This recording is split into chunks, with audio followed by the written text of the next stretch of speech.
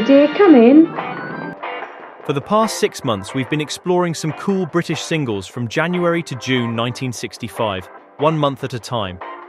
Before we jump into July, I thought it'd be a good moment to look back at some of the highlights from the first half of the year. For those who haven't caught every episode, this is a great chance to catch up on some standout singles. If you've been following the series, it's a chance to revisit the highlights. And if you're new to the channel, welcome. This should give you a good flavor of what the series is all about. Great tunes, a bit of history, and a lot of love for the era. So let's rewind the tape and give these singles another spin. Let's begin.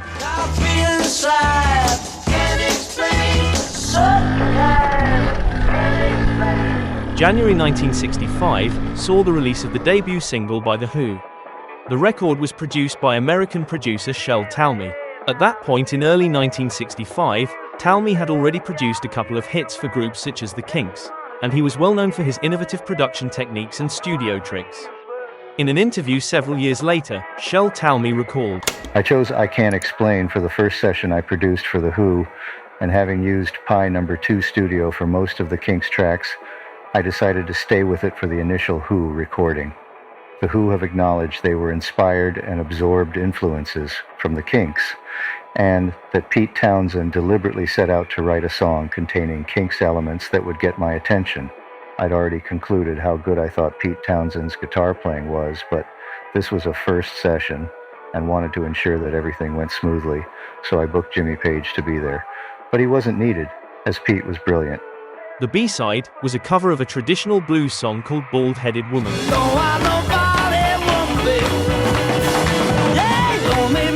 The New Musical Express wrote, "Here's a group I like immensely, and their absorbing sound matches their gimmick name, The Who. They were originally the High Numbers. I Can't Explain is a pounding shuffle shaker with surf-like counter-harmonies behind the main lyric. It's insidious and insistent, with an arresting backing, a sort of blend of Mersey beat and surfing. Keep your eye on this one."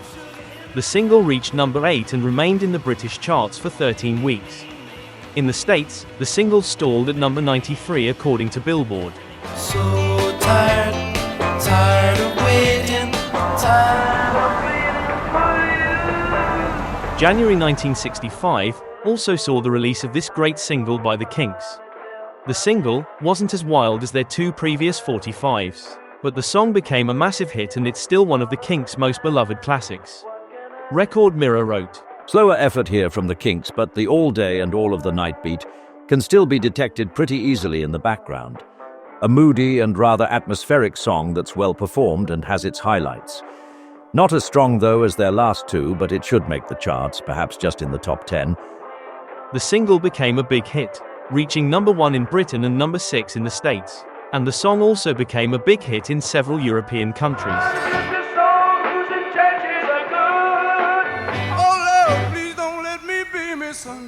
January 1965 also saw the release of this excellent single by The Animals. The song was originally written for Nina Simone, who recorded the first version in 1964. This cover by The Animals was recorded in November 1964 and produced by Mickey Most. The New Musical Express wrote, A soulful heart cry from Eric Burdon, who sings the plaintive lyric of Don't Let Me Be Misunderstood in clipped, beseeching phrases with humming support from the other boys. That's the latest from The Animals, and again, it's something out of the usual run of pop discs.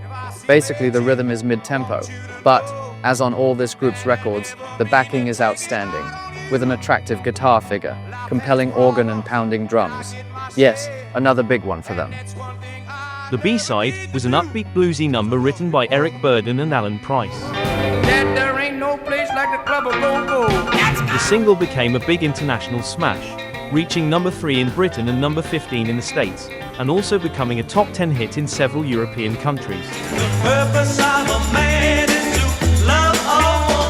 And now, here's the brand new single from Wayne Fontana and the Mindbenders, a spirited number that's bound to be a smash on the charts. It's called This single by the Mindbenders became one of the biggest British hits of January 1965. This was the group's 5th single, and their most successful 45 with Wayne Fontana on vocals. The New Musical Express wrote, A walloping drum solo opening is soon enlarged by twangy guitar and tambourine. Then in comes Wayne Fontana in dual track, with the Mindbenders harmonizing effectively in the game of love, and a gimmick deep voice treatment of the word love. It should do very well, and it deserves to. The single became a huge hit. The Game of Love reached number 2 in the UK and number 1 in the States. Tell her no, no, no, no, no, no, no, no, no, no, no, no. January 1965 also saw the release of the Zombies' third single. The group's first 45 became a massive success, reaching number 12 in Britain and number 2 in the States. Tell Her No was another excellent song written by keyboardist Rod Argent. The New Musical Express wrote, Like the Wayne Fontana crew, the Zombies have the happy knack of combining melody and beat, and this policy is maintained in Tell Her No. It's a broken beat medium shaker, highlighted by crashing cymbals, piano, and castanets. The tune didn't hit me at first, but it's grown on me.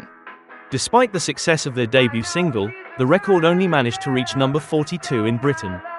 In the States, however, the single became a big hit, reaching number 6 and remaining in the top 40 for several weeks. I won't look twice when the other girls go by. I'll be This single by the Hollies was the group's 845. The song, which was written by Jerry Goffin and Russ Titelman, became the Hollies' 5th top 10 hit. Record Mirror wrote, Here's a commendable blend of shake beat and tuneful melody from the Hollies with their parlophone latest, Yes I Will. Storming pace and ear-catching harmonies highlight the mid-tempo tune. This one has the magic touch and should do pretty well. The single reached number 9 in Britain, but it failed to chart in the States, where it was released a couple of months later on the Imperial label.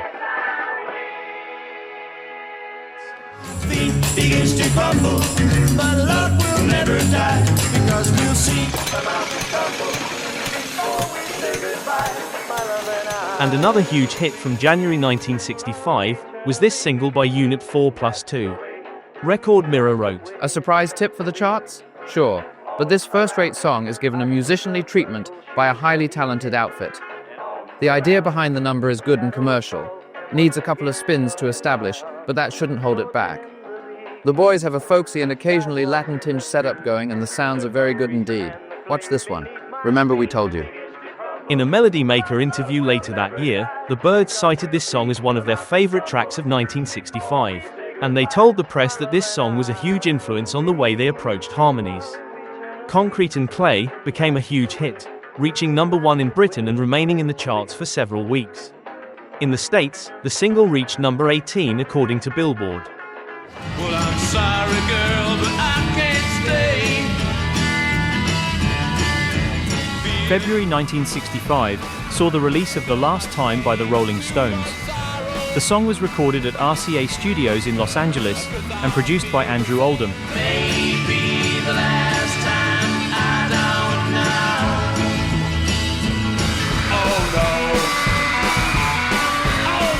Oh no! Oldham was assisted by producer Phil Spector, who chose not to be credited on the record.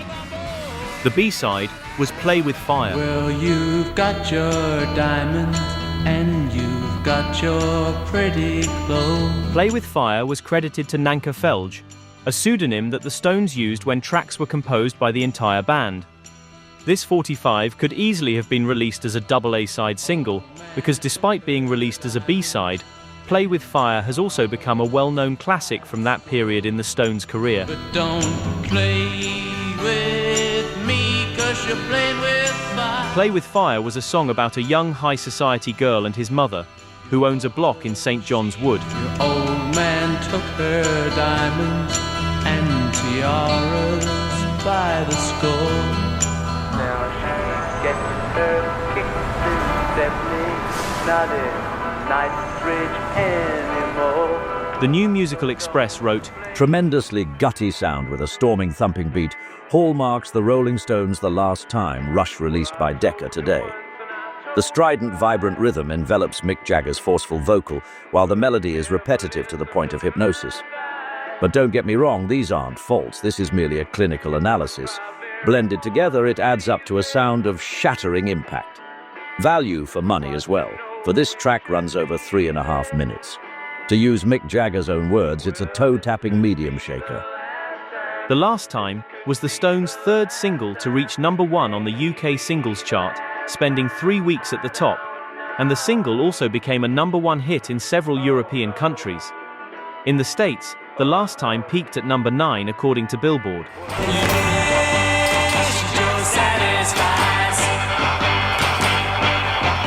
February 1965 also saw the release of this solo single by Jimmy Page. The track featured Page playing all the instruments apart from the drums, which were provided by Bobby Graham. And the track also featured Jimmy Page singing lead vocal for the only time in his career, while Jackie DeShannon sang backup. She made me feel so good, the way she loved me so good. The riff of the song was lifted from a Kinks track called Revenge, which was featured on the group's first album. The B-side was an instrumental called Keep Moving.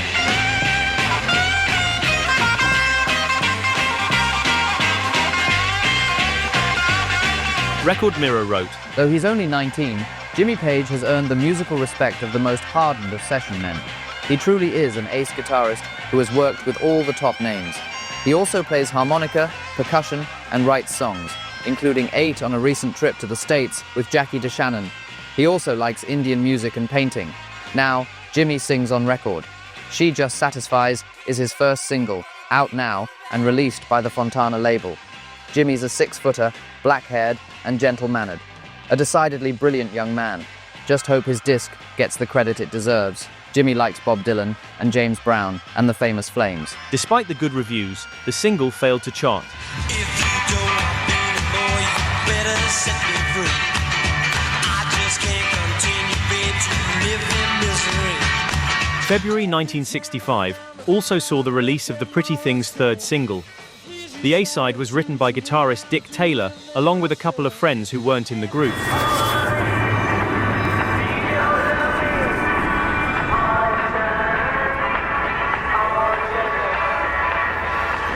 By February 1965, the Pretty Things had already established themselves as one of the wildest and most anarchic rhythm and blues groups in Britain, and this became their last single to reach the top 20 in the UK.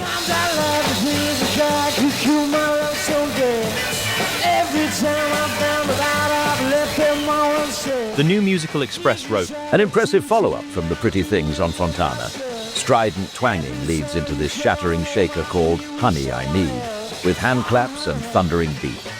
Solo voice merges with the startling sound wall which the boys have created, and there's a lengthy, raucous guitar solo. Personally, I like it better than their previous single, Don't Bring Me Down. It should hit the charts.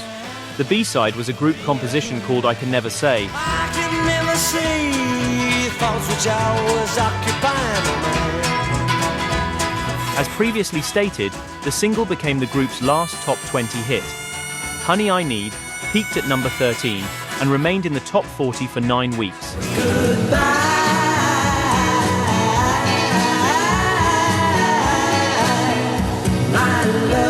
This track by The Searchers, which was originally written by Robert Moseley, was one of the biggest British hits of February 1965.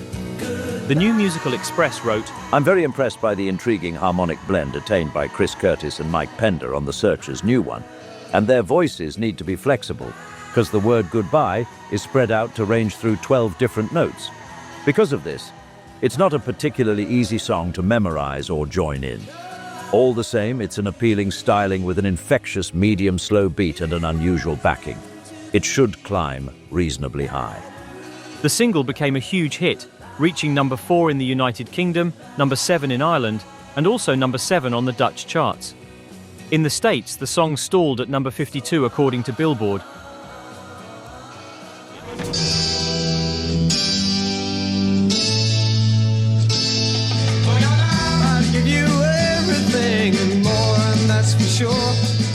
This 45 by the Yardbirds was the group's third single, and it became their first top 5 hit.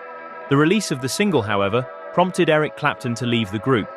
Beat Instrumental magazine reported, Looks very much as if the most blues-wailing Yardbirds have finally broken through in a big way, but only after a lot of internal argument about policy.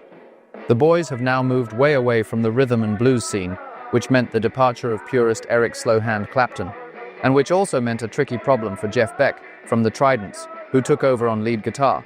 Jeff said, Eric was very popular. And now, I honestly find I can't look directly at audiences.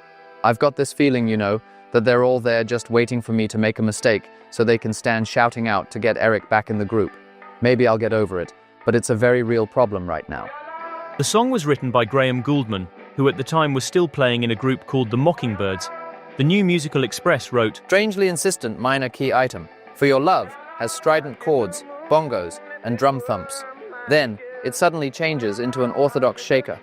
Lead singer of the Yardbirds handles the plaintive lyric while the others chant the title phrase. It's unusual. It makes you sit up and take notice.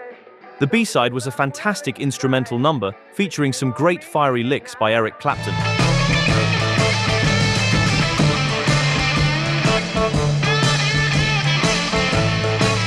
The single became a huge hit, reaching number 3 in Britain and number 6 in the States.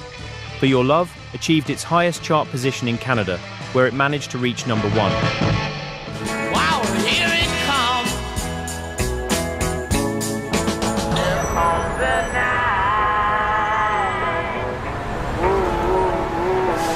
March 1965 also saw the release of this excellent single by Dem.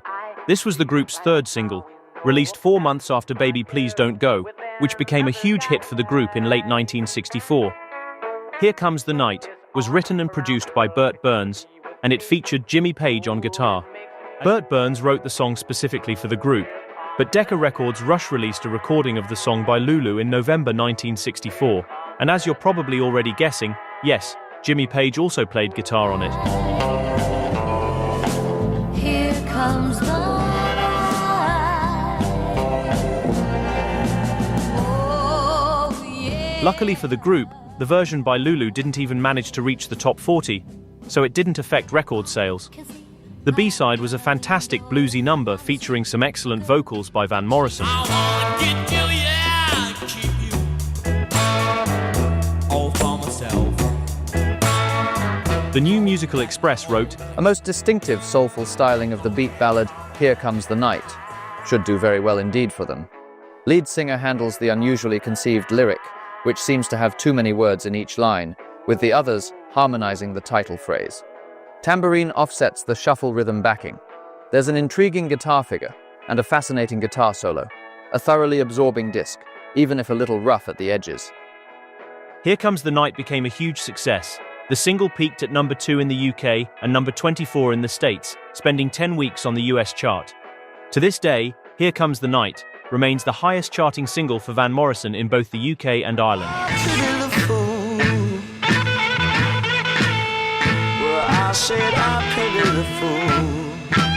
March 1965 also saw the release of this single by the Manish Boys, which was produced by Shel Talmy.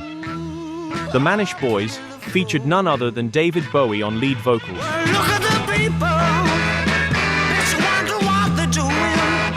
David Bowie, who at the time was still known as David Jones, debuted in June 1964 with this track called Liza Jane, which was released as Davy Jones and the King Bees. Well, I got a girl that's good to me. Whoa, Bowie left the King Bees a month after the release of the single, and he joined this rhythm and blues outfit called the Manish Boys in early 1965. The A-side of the single was a cover of this classic track by Bobby Blue Bland. And just like many singles from that period, the song featured Jimmy Page on guitar. I said I pity the fool. In an interview many years later, Bowie recalled, When I was a baby, I did a rock session with one of the bands, one of the millions of bands that I had in the 60s. It was the Manish Boys, that's what it was. And the session guitar player doing the solo was this young kid who'd just come out of art school and was already a top session man, Jimmy Page. And he just got a fuzz box and he used that for the solo. He was wildly excited about it. He was a fresh-faced kid who had a real joy for playing. The B-side of the single was a song called Take My Tip, which has gone down in history as the first original Bowie composition to be commercially released. She got the green badge, my oh my. You gotta act tall, think big if you wanna make a mark. The track was very influenced by groups such as Georgie Fame and the Blue Flames. The Manish Boys managed to get some press attention after Bowie appeared on television as the founder of the Society for the Prevention of Cruelty to Long-Haired Men. A 17-year-old Davy Jones has just founded the Society for the Prevention of Cruelty to Long-Haired Men. Now, exactly who's being cruel to you? Well, I think we're all fairly tolerant, but for the last 2 years we've had comments like "darling" and "can I carry a handbag" thrown at us. And I think it's just had to stop now. The single got positive reviews in the press. Record Mirror wrote, Little known outside the London clubs, they cut their first disc on March 5th, and their main claim to fame at present is that they have produced another new sound. It is the sax sound, and the group contains 2 tenor saxophones, one played by Davy Jones himself, a baritone sax, lead guitar, bass guitar, organ, and drums. All the boys come from Maidstone in Kent, except for 18-year-old Davy Jones, who hails from Bromley. Despite the press attention and a few more appearances on television, the single failed to make the charts.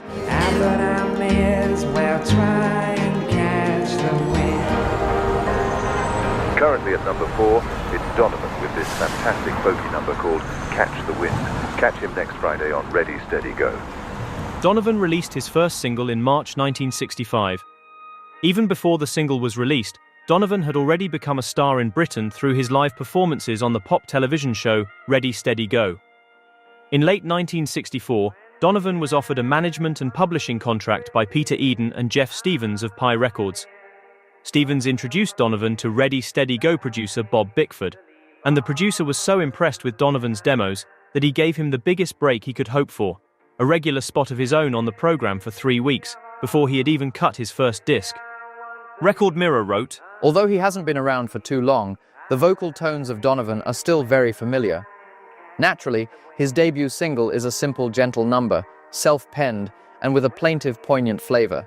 It's pretty, and it builds up slightly in volume towards the end. Dare we say it? But there is a shade of Bob Dylan about this. A hit, of course.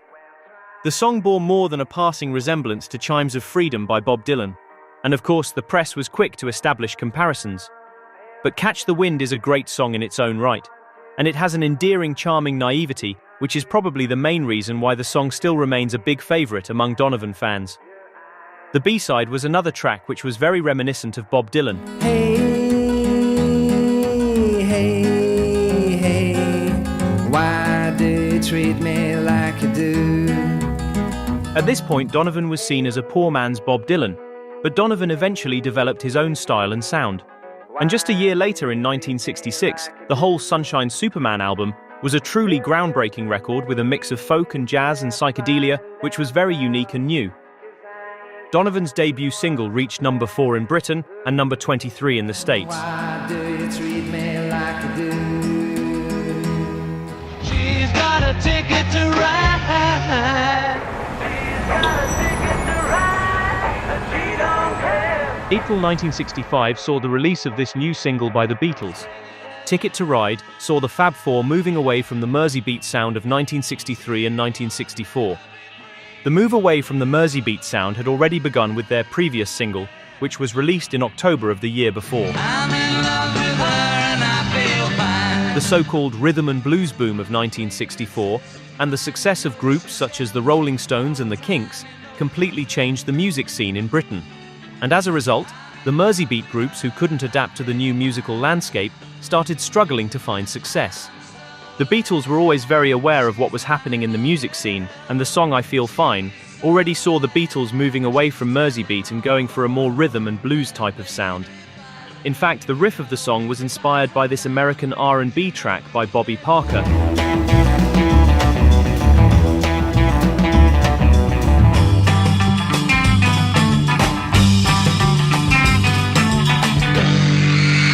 Ticket to Ride. Ticket to Ride was an excellent track with a more mature sound and a fantastic and inventive drum pattern by Ringo Starr. Record Mirror wrote, It arrived just before Record Mirror went to press.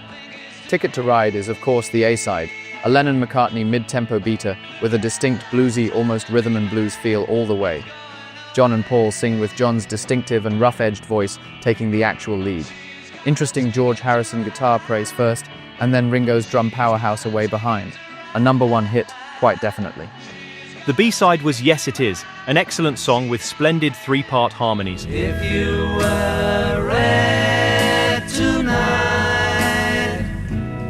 The guitar was played through a volume pedal, a guitar pedal that became popular in 1964 when it was featured on the song The Crying Game by Dave Berry. Ticket to Ride was one of the best Beatles singles from 1965, and it became a huge hit. The single reached #1 in Britain and #1 in the States. In an interview later in the 70s, Lennon said that Ticket to Ride was the first heavy metal record because it had a tougher sound than any other track from that period. But the following B-side by a group called The In Crowd begs to differ with Lennon's statement.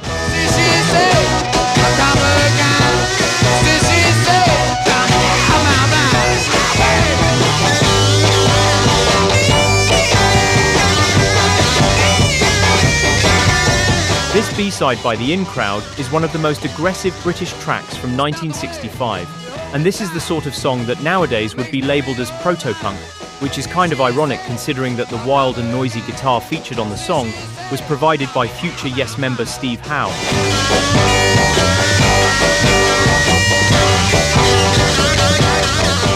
The song, with its manic intensity and gritty and unpolished sound, has achieved cult status through its appearance on several compilations over the years.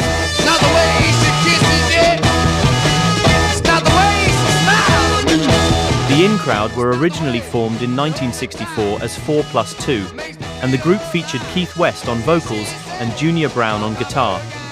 In early 1965, Steve Howe joined the band, and the group changed its name to The In Crowd. The A-side was a cover of this classic track by Otis Redding, which was obviously not a patch on the original version. I'll be the moon after the sun goes down to let you know that I'm still around.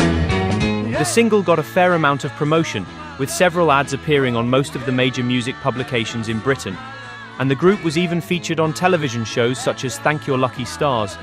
But unfortunately, just like many television appearances from that era, the show was erased and taped over, and therefore lost forever. The single peaked at number 48. Later in late 1966, the group morphed into Tomorrow, who achieved quite a bit of success on the psychedelic underground scene in London. Hey fellas, have you heard the news? Say the women in this town have been misused. Not to be confused with the American band of the same name, the Byrds were formed in London in 1963, and the group featured Ronnie Wood on guitar.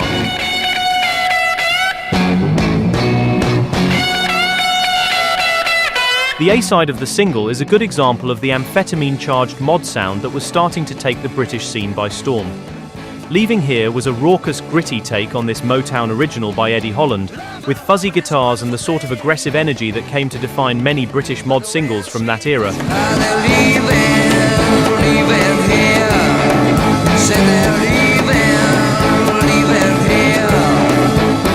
The B-side was an excellent original composition by Ronnie Wood. Keeping me back and you shouldn't do that.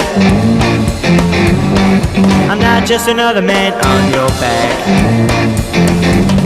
If you pay close attention to the song, you will notice that Ronnie's guitar tone was quite ahead of its time. At that point in April 1965, Ronnie Wood had already developed a guitar sound that was already strikingly similar to that signature fuzzy guitar tone that characterized many of the tracks he recorded with the Faces in the early 70s.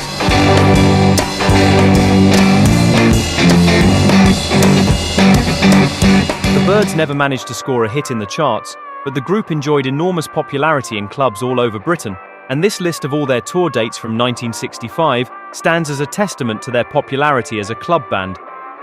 Unfortunately, Decca Records did a terrible job promoting the single, and most of the major music publications in Britain didn't even bother to review it. The Byrds, however, have since become firm favourites among fans of British mod bands from the mid-60s, and there are several compilations out there featuring all the singles they recorded.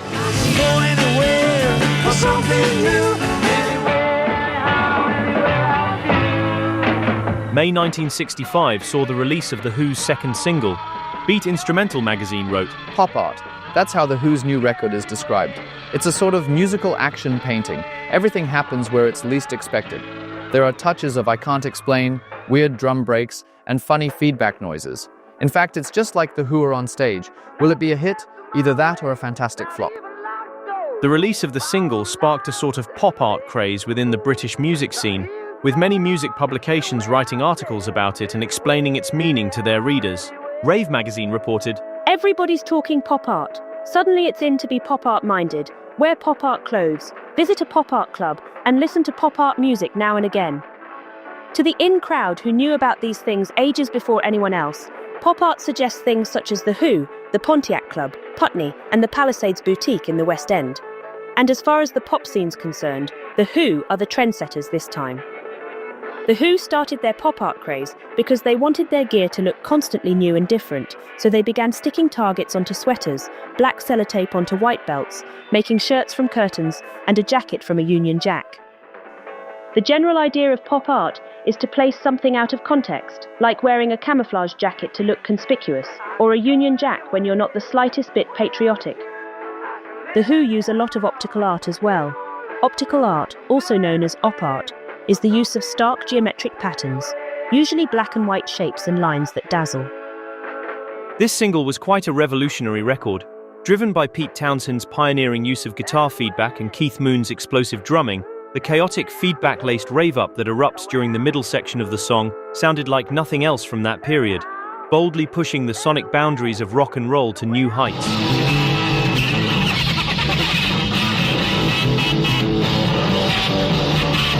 The B-side was an excellent cover of Daddy Rolling Stone by Otis Blackwell. The single became a big success, reaching number 10 in Britain and remaining 11 weeks in the top 40. In the States, however, the single failed to chart. Set me free, little girl. All you gotta do is set me free, little girl. Currently at number 9, it's the Kinks with Set Me Free. May 1965 also brought the release of an outstanding single from the Kinks. Their previous effort had been something of a letdown, both commercially and creatively, but this new 45 marked a strong comeback, featuring 2 top-notch tracks. Set Me Free showcased a softer and more introspective side of the band, while the B-side returned to the raw, distorted sound that had defined some of their earlier hits. I need you more than birds in the sky. The New Musical Express wrote, "A characteristic raucous guitar introduction leads into Set Me Free, which is considerably slower than the Kinks' previous offering, only just above rock a ballad pace. Composer Ray Davies' dual tracks, with falsetto chanting from the other boys, and there's some vital raw guitar work. Melody content is not so hot though, and it's not so kinky as usual. The lyric is extremely repetitive, and drums into the mind so forcibly that the disc must register. On this score alone, it should do better than their last. Tempo speeds for Ray's solo voice, I Need You, more in their familiar pattern, with rattling tambourine, might have been the better A-side." The single reached number 9 in Britain and also became a decent hit in several European countries. In the States, Set Me Free reached number 23 according to Billboard. The single reached its highest chart position in Canada, where it managed to climb to number 2.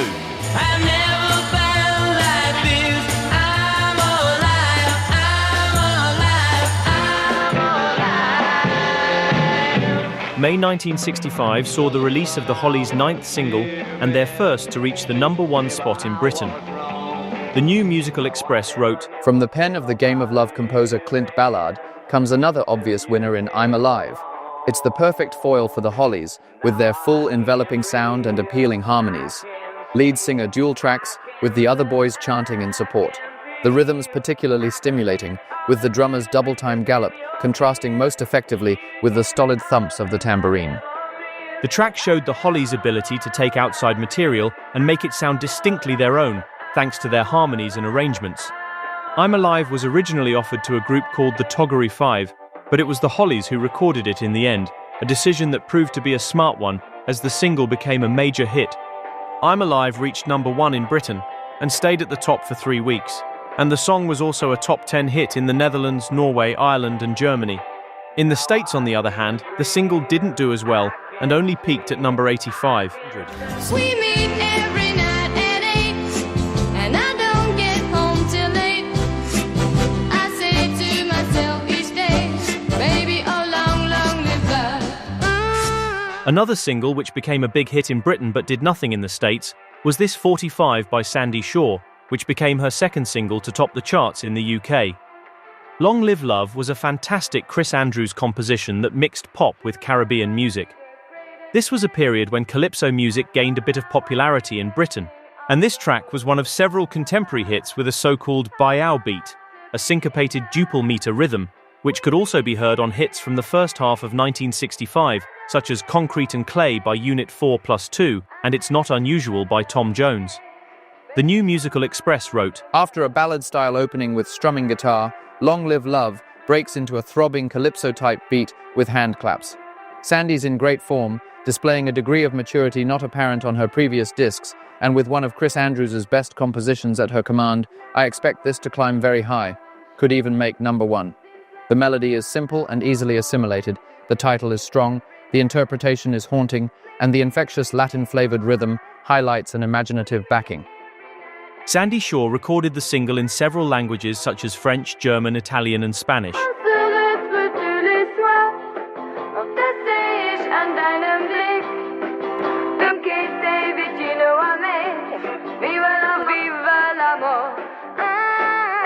The single became a worldwide hit, reaching #1 in Britain and also becoming a top 10 hit in several European countries. The single also reached #1 in New Zealand, #12 in Australia, #2 in South Africa, and #6 in Canada. In the States, however, the single only managed to reach #97, marking the third and last time that a Sandie Shaw single entered the Billboard Hot 100.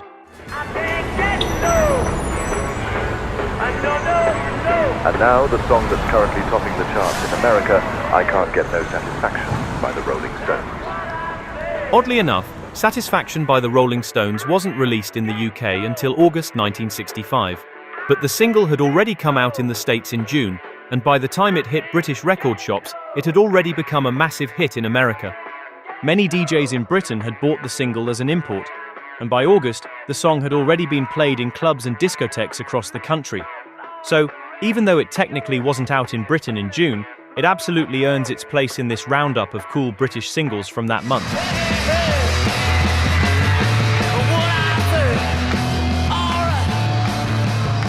With its fuzz-toned riff and sneering lyrics about sexual frustration and commercialism, Satisfaction quickly became one of the definitive youth anthems of the era and remains one of the most iconic songs in the history of rock and roll. The main reason the single wasn't released in Britain until August was that Decca Records had just put out a live EP in May, and the label decided to release a new single in the States to coincide with their American tour. The New Musical Express wrote, Here it is, the disc which topped the American charts and won a gold disc for the Stones, Satisfaction. Recorded in the States, it opens with a buzzing, rasping guitar which permeates the entire record. Then, in comes Mick Jagger in a hushed whisper which suddenly explodes into full belt with the boys joining in spiritedly. It's highly repetitive and therefore registers quickly. Runs for nearly 4 minutes with rattling tambourine and that insistent nagging guitar riff throughout. Once you've heard it, you just can't lose the extremely simple melody line, perhaps their most compulsive disc to date. The under-assistant West Coast promotion man was chosen as the B-side in the States. Under-assistant West Coast promo man. In Britain, the B-side was a track called The Spider and the Fly. The spider to a fly, jump right ahead and you're dead. The single became a massive worldwide hit, reaching #1 in over 15 countries and becoming their first chart topper in the States. In Britain, Satisfaction became their 4th single to reach #1.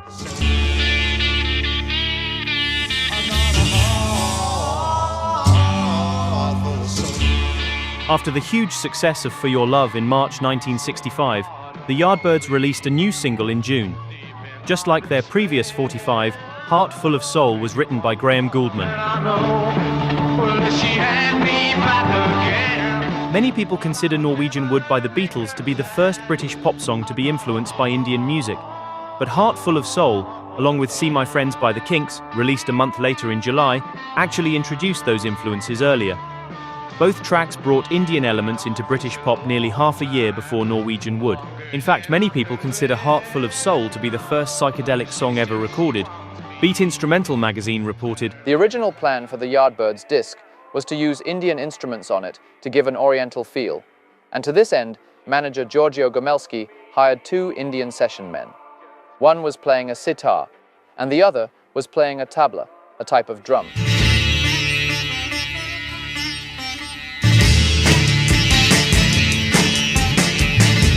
It didn't work out though. Giorgio Gomelski told me, "We even put a board in front of them with instructions on it, but it was no good." Another session was arranged, and this time, lead guitarist Jeff Beck filled in where the sitar would have been. He opens the song with a guitar figure imitating the sound of a sitar, giving it a unique oriental flavor which virtually makes the record. He did this with the aid of a fuzz box, borrowed from guitarist Jimmy Page. The B-side was a bluesy instrumental number showcasing Jeff Beck's guitar.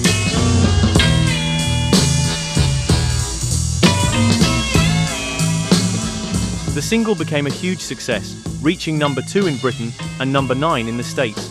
Jack of diamonds, wreck my hand, leave me here to stand. Jack of diamonds is a hard card to play. Apart from being one of the highlights of June 1965, this single by Ben Carruthers and The Deep also has a fascinating story behind it.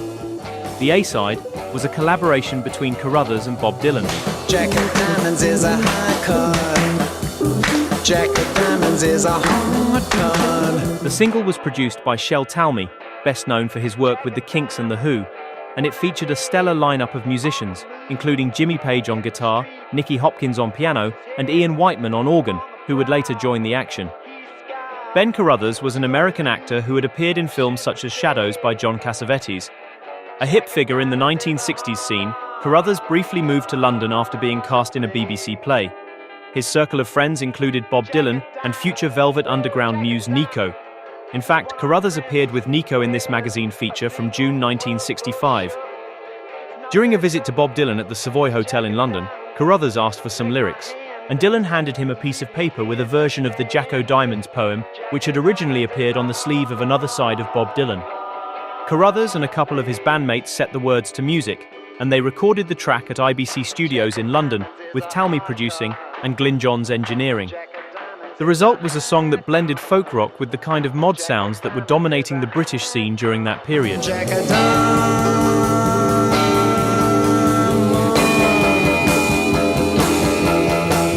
And the track featured a Dylan-type hip vocal by Ben Carruthers, delivered with cool, laid-back swagger.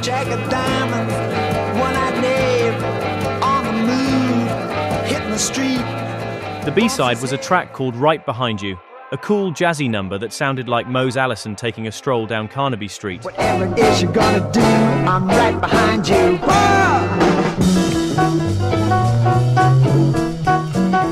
The single got some excellent reviews, and according to press reports from that period, Carruthers performed the song in a BBC play called The Man Without Papers, but unfortunately, just like many TV appearances and programs from that period, the play was erased and taped over and therefore lost forever. The single was not a commercial success, but the A-side was covered by Fairport Convention later in 1968 and featured on their debut album.